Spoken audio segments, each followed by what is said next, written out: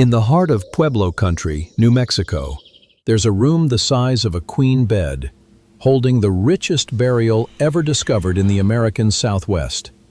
11,000 pieces of turquoise, thousands of shell beads, a trumpet cut from a conch shell that crossed 500 miles of desert just to reach this grave. And the man buried at the center of it all has no name, no title, no record, nothing written down anywhere by anyone. But somewhere out there, right now, someone alive today is connected to him, and his bones are about to prove it. By the end of this video, you'll know exactly what this man started, why his family kept returning to this exact room for 300 years after his death. And you'll know how, in 2025, one small Pueblo community used his DNA to settle a question historians had argued over for 100 years. This isn't a story about a civilization that vanished. It's a story about one that never actually left. Picture a society with no metal tools, no wheels, no draft animals to haul stone. And picture that same society building 4- and 5-story stone complexes with over 600 rooms, engineering roads that ran arrow straight across the desert for hundreds of miles, aligning entire buildings to the precise angles of the sun and the moon. That's not speculation. That's Chaco Canyon, roughly between 850 and 1150 AD, the most advanced society built anywhere in North America, north of Mexico. Pueblo Bonito, its largest structure, held the record as the largest building in North America for roughly 700 years.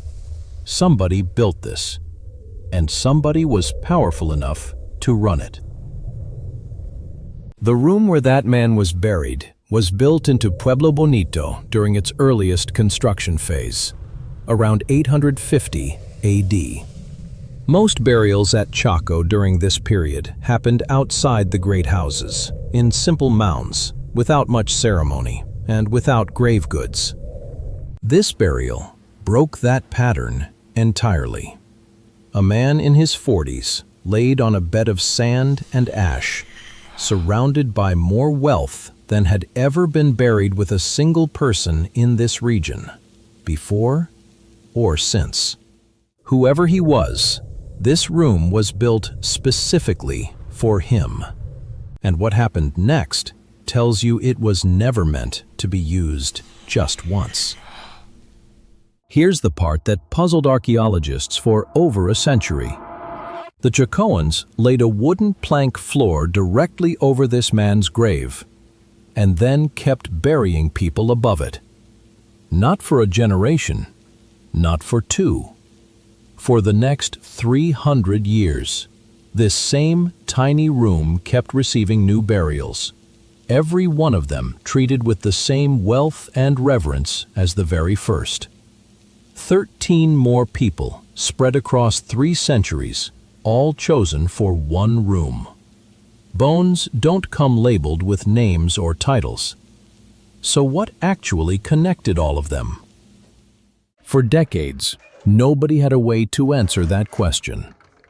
Then, in 2017, a research team led by Douglas Kennett at Penn State tried something no one had attempted before: extracting and sequencing ancient mitochondrial DNA from 9 of the people buried in that room. Mitochondrial DNA passes down almost unchanged generation after generation, but only through the mother's line. Every single one of the 9 individuals tested carried an identical mitochondrial genome. Every burial, every generation, 300 years. One unbroken maternal bloodline. This was never just a burial room. It was a dynasty's crypt.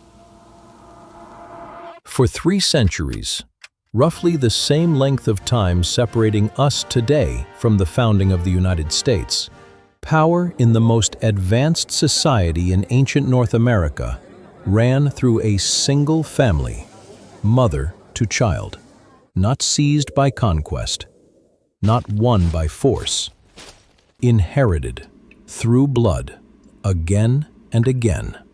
Then, sometime around 1150 AD, a catastrophic, multi-decade drought struck the region. Crops failed. The great houses emptied out. Within a generation, the canyon that had once commanded trade routes and ceremonial power across the entire Southwest was abandoned. For over 100 years afterward, historians assumed that was the end of the story. That whatever bloodline had ruled Chaco simply dissolved into the desert along with everyone else, lost for good. They assumed wrong. Pueblo communities across the American Southwest never stopped saying otherwise. For generations, tribes including the Picuris Pueblo of northern New Mexico held on to oral histories tracing their own ancestry directly back to Chaco Canyon. For just as long, outside researchers treated that connection as legend, meaningful to the people telling it, but without what Western science accepted as proof. In 2025, the Picuris Pueblo decided to close that gap on their own terms. Working directly with geneticists, they became the first federally recognized tribe in the United States to lead a genomic study of their own ancestry. Living tribal members provided DNA. Researchers compared it against ancient DNA pulled from Picuris burials 500 years old, and against the exact same genetic markers recovered from the bones inside room 33. Now you might expect a result this clean to be too good to be true. Ancient DNA studies usually complicate things, not simplify them. And here, they partly do. Population movement across the Southwest over 1,000 years is genuinely tangled. Nearly 24 different Pueblo tribes hold their own oral traditions, connecting them to Chaco Canyon. And this study never claimed the Picuris were the only descendants. Multiple communities carry legitimate ties to this history, not just one. So the honest version of this story isn't one bloodline, one tribe, one straight line to the present. It's more shared and more complicated than that. But for the Picuris specifically, the science delivered an answer nobody could dismiss as folklore anymore. The results confirmed it directly. A genetic through line connecting living Picuris Pueblo members today back through their own ancestors 5 centuries ago, back to the people buried in Chaco Canyon nearly 1,000 years before that. The society that built Pueblo Bonito, that buried a dynasty in room 33, that abandoned the canyon during that final drought, never actually disappeared at all. They walked out of Chaco Canyon, carried their history with them, and kept telling it for close to 900 years, until a DNA test finally caught up to what they'd been saying the entire time. Historians spent a century treating Chaco's ending as an unsolved mystery. The people who actually descended from it never once thought it was mysterious. They just knew exactly where they came from. So here's what actually happened to the people of Chaco Canyon. They didn't vanish. Historians just stopped asking the people who already knew the answer.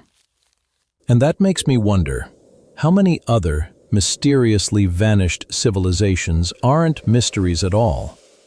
Just places where nobody thought to ask the descendants first. So tell me, what's another lost or vanished civilization you think might have living descendants nobody's properly asked yet? Drop your best guess in the comments. I want to see what you come up with. If you enjoyed this one, hit like and subscribe. It really does help the channel grow.